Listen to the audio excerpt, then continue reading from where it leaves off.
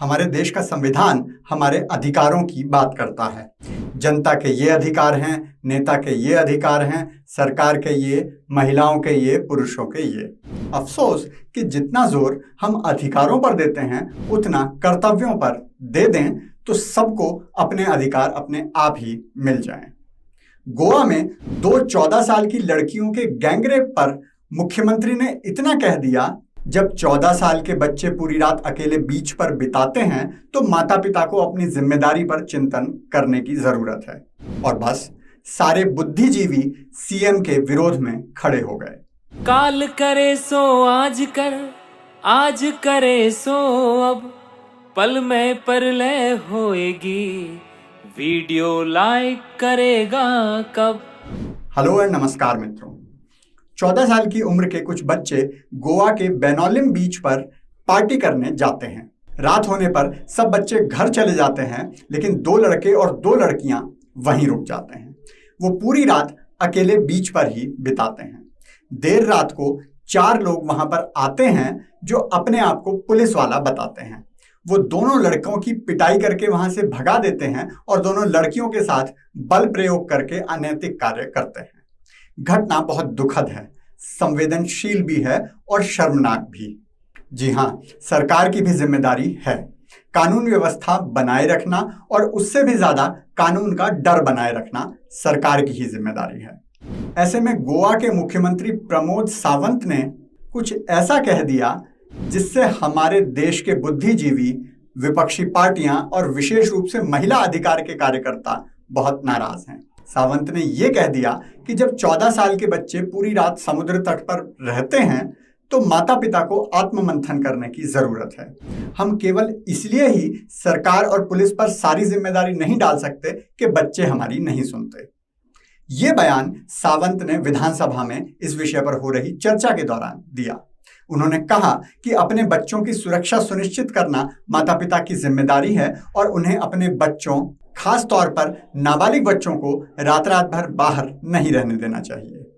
इस विषय पर अपने विचार रखने से पहले मैं ये बता दूं कि ये विचार मैं गोवा में भाजपा की सरकार होने या मुख्यमंत्री के भाजपा नेता होने के कारण नहीं दे रहा। अगर किसी कांग्रेस के मुख्यमंत्री ने भी ये कहा होता तो मेरे विचार यही रहते। यहाँ किसी पार्टी के समर्थन या विरोध का प्रश्न नहीं है। प्रश्न है सही गलत का, नैतिक अनैतिक का, अधिकार और कर्तव्य का। गोवा कांग्रेस के प्रवक्ता एल्टन डी कोस्टा ने कहा है कि रात में बाहर घूमते हुए क्यों डरना चाहिए। अपराधियों को जेल में होना चाहिए और कानून का पालन करने वालों को बाहर आजादी से घूमना चाहिए। और बात कांग्रेस की भी नहीं है। बहुत से पढ़े लिखे, महिला अधिकारों की वकालत करने वाले, टिकटॉक और बिग बॉस देखने वाले युवाओं ने भी जब इस घटना के बारे में सुना होगा तो यही सोचा होगा, यही बोला होगा। और साथ में ये भी बोला होगा, India is not a safe place to live in, let's go out of this shit. मेरे आने वाले प्रश्न उनसे हैं।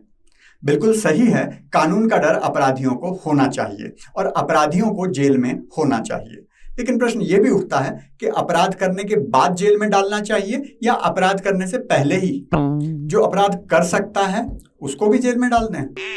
आप हमारे समाज को ध्यान में रखकर सोचिए, कितने ऐसे लोग होंगे जिन्होंने आज तक कोई अपराध नहीं किया, लेकिन वो रात के 3 बजे गोवा की राजधानी से 30 किलोमीटर दूर एक सुनसान बीच पर 2 14 साल की लड़कियों को अकेला और असहाय पाएंगे तो कुछ गलत नहीं करेंगे। एक दिन में औसत 2 लाख लोग मेरे वीडियो देखते हैं। मैं भी ये दावे से नहीं कह सकता कि इन 2 लाख लोगों में से भी कोई नहीं होगा जो इस परिस्थिति का गलत फायदा नहीं उठाए। तो क्या पूरे देश को जेल में डाल दें? और कानून का पालन तो उन्होंने भी नहीं किया। बेनोलिम बीच पर घूमने का समय सरकार द्वारा निर्धारित है दोपहर 12 से रात 12 बजे तक। अगर आप पुलिस को दोष भी देते हो तो जब रात 12 बजे के बाद वहां कोई जा ही नहीं सकता तो पुलिस वहां पूरी रात रुककर किसका पहरा देगी? अब कोई ये भी कह सकता है कि पुलिस को हर रात ये देखना चाहिए कि 12 बजे के बाद कोई वहां रुका तो नहीं है। हो सकता है पुलिस ने ये भी किया हो। आप में से जो लोग भी गोवा गए हैं वो जानते होंगे कि पुलिस ऐसा करती ही है। लेकिन कोई चट्टान के पीछे छुपकर बैठ जाए या टॉयलेट में जाकर रुक जाए तो पुलिस उसके साथ हुई घटना की ज्यादा जिम्मेदार हुई या वो खुद? और बात थोड़ी और संवेदनशील हो जाती है जब बच्चे शामिल हों। आप बहुत आधुनिक हो सकते हैं, बहुत खुले विचारों वाले हो सकते हैं, आपके लिए बच्चियों का पूरी रात लड़कों के साथ बाहर रहना गलत नहीं होगा, मानता हूं, इसमें कुछ गलत है भी नहीं। लेकिन ये तो पता रखोगे कि वो कहाँ हैं, किसके साथ हैं, और कहीं वो किसी ऐसी जगह तो नहीं है जहां रहने की कानून अनुमति नहीं देता। ऐसा कुछ तो नहीं कर रहे जो करने की कानून अनुमति नहीं देता। उन्हें नाबालिग इसीलिए कहा जाता है कि वो अपने भले बुरे, सही गलत और हित अहित की पूरी समझ नहीं रखते। इसीलिए माँ बाप की जिम्मेदारी बनती है कि वो उनका ध्यान रखें। क्या गलत कह दिया मुख्यमंत्री ने?